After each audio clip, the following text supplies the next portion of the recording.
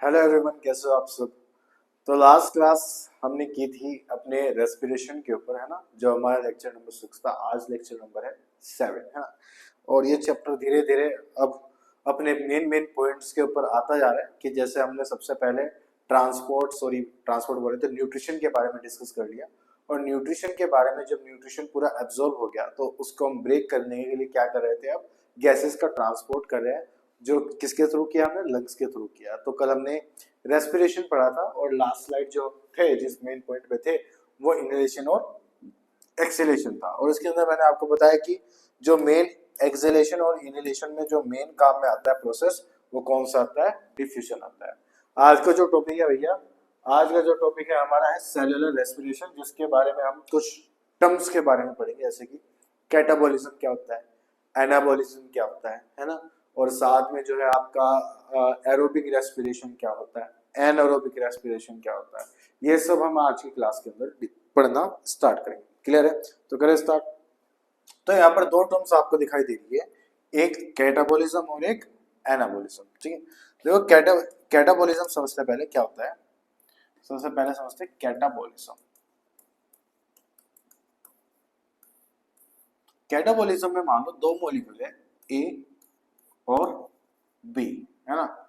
ए और बी अगर मिलके बाद में क्या बना रहे हैं, ए बी बना रहे हैं, इट विल बी अपोजिट हो गया क्या? हाँ, ये तो अपोजिट हो गया, सॉरी। तो इसके अंदर क्या होता है, मान लो एक मॉलिक्यूल है ए बी, उसको हमने हीट किया। हीट के लिए सिंबल करते हैं हम ये यूज, है ना।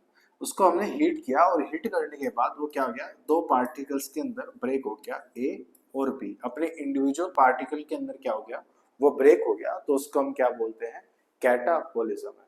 नाम में क्या है, कुछ काटना है यानी कि क्या कर रहे हैं हम, ब्रेक कर रहे हैं। तो कैटाबॉलिज्म इज लाइक ब्रेकिंग। अगर सिंपल शब्दों में बात करें तो कैटाबॉलिज्म क्या है, ब्रेकिंग है। वहीं पर ही एनाबॉलिज्म इसका जस्ट अपोजिट है। एनाबॉलिज्म इसका क्या है, जस्ट अपोजिट है। क्या थे, एक मॉलिक्यूल था ए और एक मॉलिक्यूल था बी। इनको हमने क्या किया, इनको हमने क्या की, एनर्जी दी। एनर्जी किसी एंजाइम के फॉर्म में दी या फिर किसी और चीज से दी। यहाँ पर हमने कोई एंजाइम भी यूज किया और ये किस में कन्वर्ट हो गया, ए बी, यानी कि दो मॉलिक्यूल्स क्या हो गए, इस बार जुड़ गए।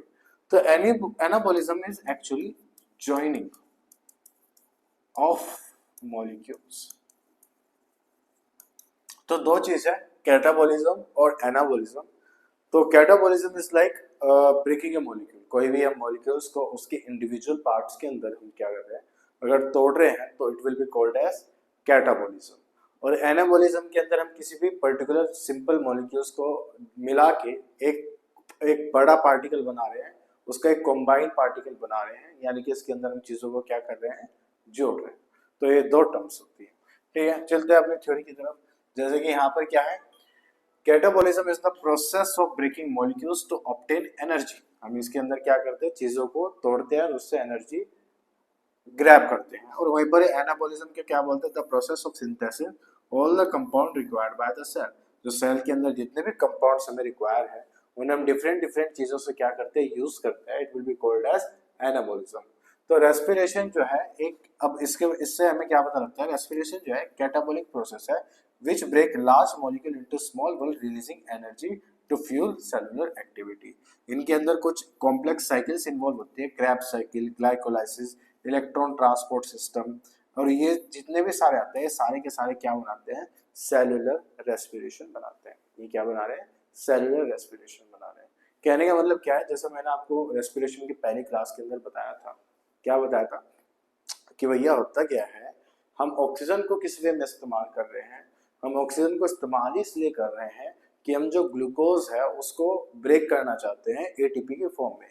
हम जो ग्लूकोज हमने खाने से प्राप्त किया है उसको क्या करना चाहते हैं, हम एटीपी के फॉर्म में लेना चाहते हैं। क्योंकि इन दी एंड सारे ऑर्गेनिज्म यूनिवर्सली जो एनर्जी कंज्यूम कर रहे हैं वो सारे किसके फॉर्म में कर रहे हैं, एटीपी के फॉर्म में कर रहे हैं।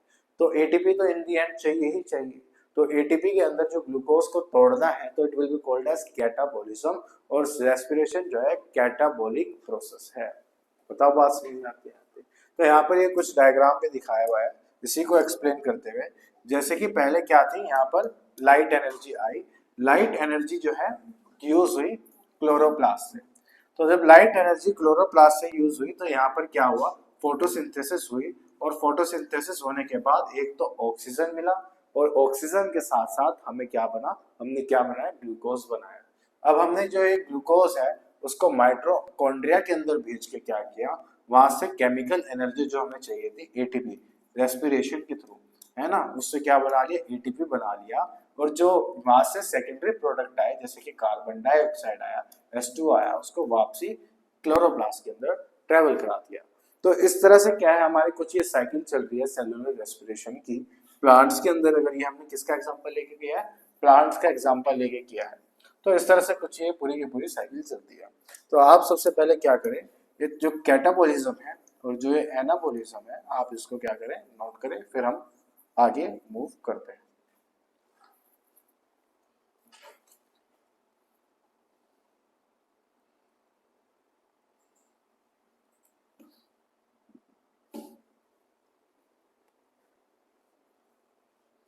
चलिए चलिए नेक्स्ट करें। अब देखें, ये हो गया हमारा। इसको आप एग्जांपल के तौर पे अपने रिवाइज करने के लिए या फिर सिर्फ एज अ बेसिक समझने के लिए इसको भी आप नोट कर सकते हैं ना। फिर हम चलते हैं नेक्स्ट अपना, है ना। नेक्स्ट आता है हमारा एरोबिक रेस्पिरेशन, है ना। सिर्फ हमें यहाँ पे एरोबिक रेस्पिरेशन ही समझने की जरूरत नहीं है, हमें यहाँ पे एक और टाइप के रेस्पिरेशन समझने की जरूरत है जो कि है एनारोबिक रेस्पिरेशन, है। देखो होता क्या है, एक होती है आपकी, एक होता है हमारा एरोबिक रेस्पिरेशन। एरोबिक रेस्पिरेशन के अंदर क्या होता है, कोई भी क्या होता है, फूड होता है जैसे कि ग्लूकोज जो है वो प्रेजेंट है, उसको हम ऑक्सीजन के प्रेजेंस में क्या करते हैं, ब्रेक करते हैं। ब्रेक करके यहाँ पर क्या प्रोड्यूस होता है, CO2 प्रोड्यूस होती है, H2 प्रोड्यूस होता है, और साथ में हमारा मेन कंपाउंड एनर्जी प्रोड्यूस होती है, किस फॉर्म में, एटीपी के फॉर्म में। अगर कोई भी कंपाउंड या फिर कोई भी हम जो है सबस्ट्रेट को हम जो है ऑक्सीजन के प्रेजेंस में क्या कर रहे हैं, ब्रेक कर रहे हैं, तो वो ऑक्सीजन के प्रेजेंस में ब्रेक करना ही क्या होता है, एरोबिक रेस्पिरेशन। और अगर किसी सबस्ट्रेट को हम विदाउट ऑक्सीजन ब्रेक करें तो वो क्या हो जाएगा, एन एरोबिक रेस्पिरेशन। जैसे कि दूसरा मैंने आपको क्या बताया, anaerobic respiration. Anaerobic respiration के अंदर क्या होता है, कोई भी कंपाउंड होता है, जैसे ये ग्लूकोज ही था, इसको हम क्या करते हैं, without the use of energy break करते हैं। इसमें क्या होता है, CO2 प्रोड्यूस होती है, इथेनॉल प्रोड्यूस होता है, साथ में एनर्जी प्रोड्यूस होती है। साथ में क्या प्रोड्यूस होती है, एनर्जी प्रोड्यूस होती है। लेकिन खास बात क्या है, जो एरोबिक रेस्पिरेशन में एनर्जी प्रोड्यूस होती है वो बहुत ज्यादा होती है, और इसके अंदर जो एनर्जी प्रोड्यूस होती है एनारोबिक रेस्पिरेशन के अंदर वो बहुत ज्यादा कम होती है। और इसमें एक साइड प्रोडक्ट भी मिल रहा हमें जिसको हम क्या बोलते हैं, इथेनॉल। इथेनॉल अगर आपको बताया तो एक अल्कोहल है, और यही जो एनारोबिक रेस्पिरेशन है ये हमारी फूड इंडस्ट्री का क्या है, बहुत बड़ा पार्ट है। जैसे बात करें, हम पिज्जा खा रहे हैं, घर में छोले भटूरे खा रहे हैं, है ना, दही खा रहे हैं इवन, है ना, दही को हम डिफरेंट चीजों में बनाने के लिए इस्तेमाल कर रहे हैं। They are all using the process of anaerobic respiration. जैसे बात करें पिज्जा का ही अगर मैं एग्जांपल लूं, पिज्जा के अंदर क्या होता है भैया, पिज्जा के अंदर हम यीस्ट का इस्तेमाल करते हैं, yeast is a fungi, unicellular fungi. अब उसको हम जब इस्तेमाल करते हैं तो वो क्या करता है, जो आटा है, जो डो है, उसमें क्या करता है, उसको खाना स्टार्ट करता है, और वहां पर एनारोबिक रेस्पिरेशन करता है, और एज अ साइड प्रोडक्ट वहां पर प्रोड्यूस होता है इथेनॉल और कार्बन डाइऑक्साइड, जिसकी वजह से डो जो होता है वो फूलता हुआ चले जाता है ना, जैसे ब्रेड बनाते हैं। अब उसके बाद क्या, उसके अंदर जो है डिफरेंट डिफरेंट गैप्स प्रोड्यूस हो जाते हैं, डिफरेंट डिफरेंट होल प्रोड्यूस हो जाते हैं, और वही जाकर हम क्या करते हैं, जब उसको ओवन के अंदर रखते हैं तो और ज्यादा फैलता है, क्योंकि इथेनॉल जो है वो भी क्या हो रहा है, इवेपोरेट हो रहा है, वहां पर इथेनॉल भी इवेपोरेट हो रहा है, कार्बन डाइऑक्साइड भी हो रहा है, इसकी वजह से जो ब्रेड बनता है वो बहुत ज्यादा क्या होता है, फ्लफी। तो इंडस्ट्रीज के अंदर, एल्कोहलिक इंडस्ट्रीज के अंदर, फूड इंडस्ट्रीज के अंदर क्या है, ये बहुत ज्यादा इस्तेमाल हो रहा है, क्या, आपका एनएरोबिक रेस्पिरेशन। और एरोबिक रेस्पिरेशन क्या हो रहा है यहाँ पर, बहुत ज्यादा इस्तेमाल हो रहा है किस केस के अंदर, हमारी बॉडी के अंदर, क्योंकि बॉडी के अंदर जो मैक्सिमम जो हमारी बॉडी के पार्ट्स है वो किसकी वजह से हो रहे हैं, एरोबिक रेस्पिरेशन की वजह से हो रहे हैं। ठीक है जी, तो आप इस वाले स्लाइड को पहले देखें, उसके अंदर क्या लिखा फिर हम बात करते हैं।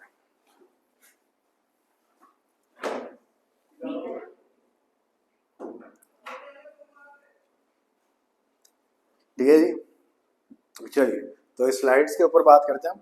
जो ये वाली स्लाइड है इसमें क्या लिखा हुआ है कि aerobic respiration is the process in which the food is glucose is converted into energy in the presence of oxygen. जो भी बात करें, ग्लूकोज था, ऑक्सीजन था, कार्बन डाइऑक्साइड प्रोड्यूस हुई, वाटर प्रोड्यूस हुआ और एनर्जी प्रोड्यूस हुई। और ये रेस्पिरेशन किसके अंदर होता है, एनिमल्स के अंदर होता है, प्लांट्स के अंदर होता है और अदर लिविंग ऑर्गेनिज्म के अंदर होता है। अगर यहीं पे बात करें रेस्पिरेशन इन लोअर एनिमल्स के अंदर, lower animals like sophisticated respiratory system like lungs and alveoli etc. इनके अंदर ये जो रेस्पिरेटरी प्रॉपर रेस्पिरेटरी सिस्टम जो है वो नहीं होता है। तो respiration them take place by, या तो वो सिंपल एक्सचेंज कर ले ऑक्सीजन का अपनी स्किन से, जैसे कि अर्थवॉर्म है वो क्या करती है अपने स्किन के थ्रू ही डिफ्यूजन के प्रोसेस के थ्रू क्या करती है, ऑक्सीजन को अब्सॉर्ब करती है। यानी कि उनके अंदर जो रेस्पिरेशन हो रहा है वो स्किन के थ्रू हो रहा है। वहीं पर ही बात करें फिशेज है, उनके अंदर गिल्स इस्तेमाल होती है। इंसेक्ट्स होते हैं उनके अंदर ट्यूब जैसे कुछ सिस्टम इस्तेमाल होते हैं जिनको हम ट्रैकियल सिस्टम बोलते हैं, which is a network of tube जो कि क्या करते हैं, एयर को सर्कुलेट करते हैं और एक्सचेंज करते हैं एटमॉस्फेयर के साथ। फ्रॉग के केस में भी स्किन के थ्रू रेस्पिरेशन होती है जब वो पानी के अंदर होती है, और लंग्स के थ्रू जब होते हैं जब वो लैंड के ऊपर होते हैं। फ्रॉग का केस सबसे बढ़िया, क्योंकि फ्रॉग क्या होते हैं, एम्फीबियंस होते हैं, वो पानी और जमीन दोनों के ऊपर रह सकते हैं। तो ऐसे केस के अंदर जो है दो तरीके से रेस्पिरेशन कर सकते हैं। अगर वो पानी के अंदर है तो वो डायरेक्टली क्या करते हैं, अपने स्किन के थ्रू क्या करते हैं, अपने अंदर ऑक्सीजन ले लेते हैं। लेकिन जब वो क्या होता है अपने एटमॉस्फेयर के अंदर या फिर बोले लैंड के अंदर होते हैं, तो वहां पर वो क्या करते हैं, अपने उनके अंदर लंग्स होते हैं, जो लंग्स प्रेजेंट होते हैं, इसी वजह से क्या होता है उसको क्या यूज करते हैं, किसके लिए, रेस्पिरेशन के लिए, गैसेस का एक्सचेंज करने के लिए। ठीक है जी, ये बात होगी। ये आप अपने समझने के लिए दोनों इक्वेशन नोट कर ले, मुझे लगता है ये बहुत इंपॉर्टेंट इक्वेशंस है, ये आपको सबको आनी चाहिए, ये आपको सबको पता होनी चाहिए, चाहे आप आगे जाके कोई भी फील्ड चूज करें, बट ये चीज तो आपको सबको पता होनी ही चाहिए। ठीक है, चलिए नेक्स्ट करें। नेक्स्ट आता है रेस्पिरेशन इन मसल्स, है ना। मसल्स के अंदर रेस्पिरेशन कैसे होती है, यहाँ पर वही बात आ गई, एनारोबिक रेस्पिरेशन। यहाँ पर आप इसको एनारोबिक रेस्पिरेशन भी लिख के इसको लिख सकते हैं। मसल्स के अंदर क्या होता है, जब बहुत ज्यादा हम मसल्स का एक्सेस यूज करते हैं और वहां पर ऑक्सीजन जो है वो खत्म हो जाती है, तो मसल्स के अंदर भी हमारी एनारोबिक रेस्पिरेशन ही होती है। जब हम बहुत ज्यादा हैवी वेट लिफ्टिंग कर रहे हैं, अपनी मसल्स को ट्रेन कर रहे हैं, तो उस केस में क्या हो जाता है भैया, जो है ऑक्सीजन की बहुत ज्यादा कमी हो जाती है हमारी मसल्स के अंदर, जिसकी वजह से क्या होता है, मजबूरन अपनी मसल्स को क्या करनी पड़ती है, एनारोबिक रेस्पिरेशन करनी पड़ती है। और एनारोबिक रेस्पिरेशन में क्या बनता है, अल्कोहल बनता है हमारी बॉडी के अंदर, जो है एक लैक्टिक एसिड बन जाता है मसल्स के अंदर।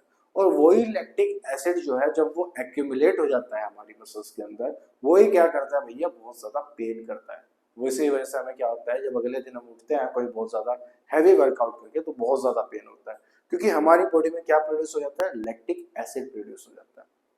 अब धीरे धीरे लीवर उसको दोबारा से ग्लूकोज के अंदर कन्वर्ट करना स्टार्ट कर देता है, तो कुछ टाइम बाद क्या होते हैं, कंडीशन दोबारा से नॉर्मल हो जाती है।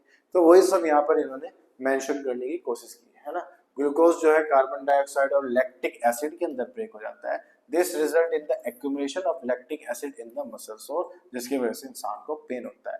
This is also called lactic acid fermentation, है ना। एटीपी के बारे में हम ऑलरेडी बात कर चुके हैं, it is the energy currency of the cell. इसकी फुल फॉर्म होती है एडिनोसाइन ट्राइफॉस्फेट, और ये क्या होता है, this molecule is created as a result reaction like photosynthesis, respiration के अंदर ये प्रोड्यूस होता है। The 3-phosphate bonds are present in the molecule as a high energy bonds. When they are broken, large amount of energy is released. और इसी energy को हम क्या करते हैं, इस्तेमाल कर सकते हैं। सारी एटीपी वाली बात तो हमने सारी डिस्कस कर भी ली है, अगर आपको पता हो तो ये वाला पॉइंट फटाफट जल्दी जल्दी नोट कर लीजिए।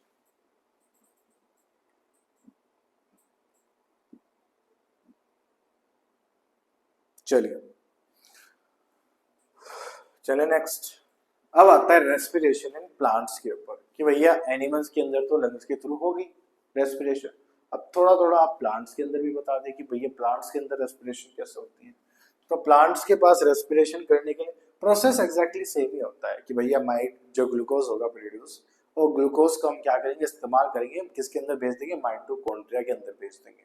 माइटोकॉन्ड्रिया के अंदर हम क्या करेंगे, उसको क्या करेंगे, ब्रेक कर देंगे किसके अंदर, ऑक्सीजन और एटीपी के अंदर, एंड देन फिर उसको दोबारा से रिसाइकिल कर देंगे। जैसे कि मैंने ये वाला डायग्राम आपको अभी थोड़ी देर पहले भी समझाया था, इसके अंदर फिर से वही बता रहे हैं कि भैया सनलाइट आई, क्लोरोप्लास्ट ने उससे क्या बनाया, ग्लूकोज बनवाया, ऑक्सीजन बनवाई, उसको किसके अंदर भेज दिया, माइटोकॉन्ड्रिया के अंदर भेजा, वहां पर एरोबिक रेस्पिरेशन होने की वजह से एटीपी प्रोड्यूस हुई। एटीपी प्रोड्यूस होने के बाद साइड प्रोडक्ट बने CO2 और H2O, जो कि बाद में दोबारा से किसके अंदर भेज दिए, क्लोरोप्लास्ट के अंदर भेज दिए। CO2 जो होती है दोबारा से यूज हो जाती है ग्लूकोज बनने के अंदर, H2O जो होती है उसको फिक्स करने के लिए दोबारा से यूज हो जाता है। ये हम ऑलरेडी डिस्कस कर चुके हैं, थोड़ा ये थ्योरी है, ये भी देख लेते हैं। Unlike animals, plant do not have a specialized structure for gases exchange, लेकिन वो करते हैं किससे, स्टोमेटा से करते हैं, ऑलरेडी पढ़ चुके हैं हम स्टोमेटा का स्ट्रक्चर भी, which are involve in the gases exchange compare to plant. Plants root, stem, leaf, सब इनका जो रेस्पिरेशन रेट होता है वो बहुत ज्यादा लो होता है। हमारा रेस्पिरेशन जो रेट है वो बहुत ज्यादा है एज कम्पेयर टू अगर हम बात करें प्लांट्स की। ठीक है जी, ये वाला भी पार्ट आप नोट कर लें, और ये डायग्राम भी बनाना चाहे तो ये डायग्राम भी बना लें, इंपॉर्टेंट डायग्राम है आपके लिए।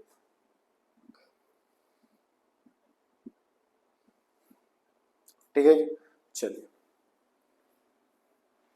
नेक्स्ट आता है ट्रांसपिरेशन। अब ये प्रोसेस अपना बढ़िया है, गजब है ना। इसके अंदर होता है क्या है, देखिए वाइट ही ले लेते हैं, ये स्टेम है, ये ब्रांच है, और ये क्या है, लीफ है, और ये लीफ के ऊपर इस तरह से क्या होते हैं, स्टोमेटा होते हैं, है ना। और इसके ऊपर कुछ सेल्स होते हैं इसके साइड में जिनको हम सब्सिडरी सेल्स बोलते हैं, और इसी के थ्रू क्या होता है, गैसेस एक्सचेंज होता है ना। ये कुछ है, यहाँ पर इसके रूट्स होंगे नीचे की तरफ, डिफरेंट रूट्स होंगे, और ये अपना क्या होगी, सोइल आ गई, ये लैंड आ गया पूरा का पूरा। अब इसके अंदर होता क्या है भैया, वाटर जो है एब्जॉर्ब होगा डिफ्यूजन या फिर एक्टिव ट्रांसपोर्ट के थ्रू किसके अंदर, रूट्स के अंदर, और चले जाएगा किसके अंदर, इस स्टेम के जाइलम और फ्लोएम के पास। खासकर बात करें वाटर को ट्रांसपोर्ट करने के लिए, क्योंकि यहाँ पर जाइलम यूज होती है, तो यहाँ पर ये जाइलम के पास चले जाएगा। अब जब यहाँ पर इस तरह से पानी ऊपर की तरफ बढ़ना स्टार्ट हो जाता है, इस तरह से यहाँ पर बढ़ना स्टार्ट होता है, तो यहाँ पर जो वाटर का प्रेशर क्रिएट होता है, इसको हम बोलते हैं रूट प्रेशर। इसको हम क्या बोलते हैं, रूट प्रेशर, जो कि पॉजिटिव होता है ना, क्योंकि ये वाटर को ऊपर ले जाने के अंदर काम में आ रहा है। अब क्या होता है, क्योंकि यहाँ पर जो है सनरेज लगी हुई है, और सेल्स जो है वो क्या कर रहे हैं, बहुत ज्यादा वाटर डेफिशिएंट हो गए हैं, वाटर उनके अंदर बहुत ज्यादा कम हो गए हैं, जिसकी वजह से क्या होती है, एक सकिंग पावर इंड्यूस होती है। उस सकिंग पावर के इंड्यूस होने के, एक तो यहाँ पर क्या लग गया, हमारा रूट प्रेशर लग गया, एक ऊपर से क्या है, धूप होने की वजह से, बहुत ज्यादा सेल्स के अंदर वाटर डेफिशिएंट होने की वजह से यहाँ पर सकिंग पावर क्रिएट होती है, जिसकी वजह से जाइलम के थ्रू वाटर ट्रांसपोर्ट होके इसके अंदर आ जाता है, लीव्स के अंदर। ये डिफरेंट डिफरेंट पार्ट्स के अंदर फैलेगा, प्लस कुछ वाटर इस स्टोमेटा के जो गार्ड सेल्स हैं इनके अंदर भी एंटर करेगा, और जब ये इसके अंदर एंटर करेगा तो स्टोमेटा क्या हो जाएगा, ओपन हो जाएगा। स्टोमेटा ओपन होने की वजह से क्या होगा, यहाँ से क्या है, जो एक्स्ट्रा वाटर यहाँ पर इस तरह से चलता जाएगा, क्योंकि ये तो अब्सॉर्ब करता जाएगा जितना रूट अब्सॉर्ब कर सकते हैं, इसके अंदर ऐसा कोई रोकने वाला तो सिस्टम है नहीं, तो भैया कि रोक देंगे, भैया बटन बंद कर देंगे और पानी आना रुक जाएगा, तो ये तो कंटिन्यूसली जो है रूट वो अब्सॉर्ब करती रहेगी, और सनलाइट की वजह से वो क्या होता रहेगा, यहाँ पर इस तरह से सक्शन प्रेशर भी क्रिएट होता जाएगा। तो जो एक्स्ट्रा वाटर होता है वो जो है इस स्टोमेटा के थ्रू जो है बाहर इस तरह से आना स्टार्ट हो जाता है। अब इससे फायदा क्या होता है, क्योंकि वाटर की ड्रॉपलेट जो है जब वो इवेपोरेट होकर आएगा, वो जो है लीफ के आसपास इस तरह से आके इकट्ठा हो जाएंगी, और ये क्या करेंगे, जो लीफ का सरफेस है उसे कूल डाउन करेंगे। यही रीजन है कि जब हम प्लांट्स के आसपास बैठते हैं, जो बड़े बड़े पेड़ों के नीचे बैठते हैं, हमें क्या होता है, बहुत ठंडा महसूस होता है। ठंडा महसूस होता है इसलिए क्योंकि लीव्स अपने आसपास क्या करके रखती है, जो वाटर वेपर्स होती है उसको एक्यूमुलेट करके रखती है, जिसकी वजह से हमें थोड़ा सा अगर बात करें थोड़ा पेड़ों से दूर रहें तब हमें गर्मी लगती है, लेकिन जब हम पेड़ों के नीचे बैठते हो तो हमें काफी ज्यादा ठंडा लगता है। And the reason is transpiration. Transpiration क्या है कि भैया जो स्टोमेटा के थ्रू या फिर लीव्स के थ्रू जो वाटर का लॉस हो रहा है, वाटर जो रिमूव आउट हो रहा है, उसी को हम क्या बोलते हैं, ट्रांसपीरेशन बोलते हैं। ठीक है जी। तो यहाँ पर यही कुछ लिखा हुआ है, transpiration is the biological process in which water is lost in the form of water vapours from the aerial part, यानी कि जो लीव्स है of the plants. This process occur mainly through stomata with the exchange of gases, क्योंकि इसके through, क्योंकि जब stomata open होगी तो कार्बन डाइऑक्साइड और जो ऑक्सीजन है वो भी एक्सचेंज होगी। With the help of transportation of water from roots to upper part of the plants, this explained by the transpiration pull theory, जो अभी आपको पूरा मैंने समझाया। Loss of water specially from the root act as a straw effect, या फिर इसको हम सकिंग इफेक्ट भी बोलते हैं। ये क्या कर रहा है, एक सकिंग इफेक्ट क्रिएट कर रहा है and pulls water upward from the root. Transpiration also act as a excretory mechanism in plant and helps to get rid of excess water, जो एक्सेस वाटर होता है उसको भी रिमूव आउट करता है। साथ में इसके और काम क्या आ रहा है, साथ में रूट प्रेशर भी काम आ रहा है जो इसको करवा रहा है। ठीक है जी, इसको आप यहाँ पर नोट कर सकते हैं।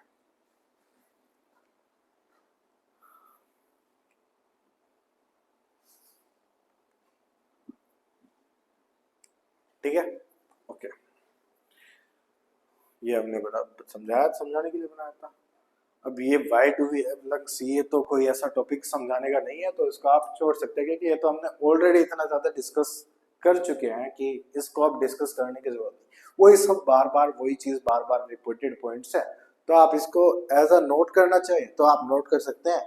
आप अगर स्किप करना चाहें तो स्किप कर सकते हैं। ये ऐसा बहुत ज्यादा कोई इंपॉर्टेंट पार्ट नहीं है इस चैप्टर में, तो आपकी मर्जी है, क्योंकि ये हम ऑलरेडी बार बार डिस्कस कर चुके हैं, इसको हमें और ज्यादा डिस्कस करने की जरूरत नहीं है। ठीक है जी, ट्रांसपोर्टेशन इन ह्यूमन बीइंग। अब थोड़ा हम ट्रांसपोर्टेशन ऑफ ह्यूमन बीइंग के बारे में पढ़ेंगे, वो हम पढ़ना स्टार्ट करेंगे नेक्स्ट क्लास से, क्योंकि यहाँ पर हमारा जो रेस्पिरेशन है, चाहे वो प्लांट्स को लेकर था चाहे वो एनिमल्स को लेकर था, वो खत्म हो गया है। अब हम ट्रांसपोर्ट किससे स्टार्ट करेंगे प्लांट के अंदर, वो हार्ट से स्टार्ट करेंगे। यानी कि यहाँ पर हम सर्कुलेटरी सिस्टम अपना स्टार्ट करने वाले हैं कल के लेक्चर से।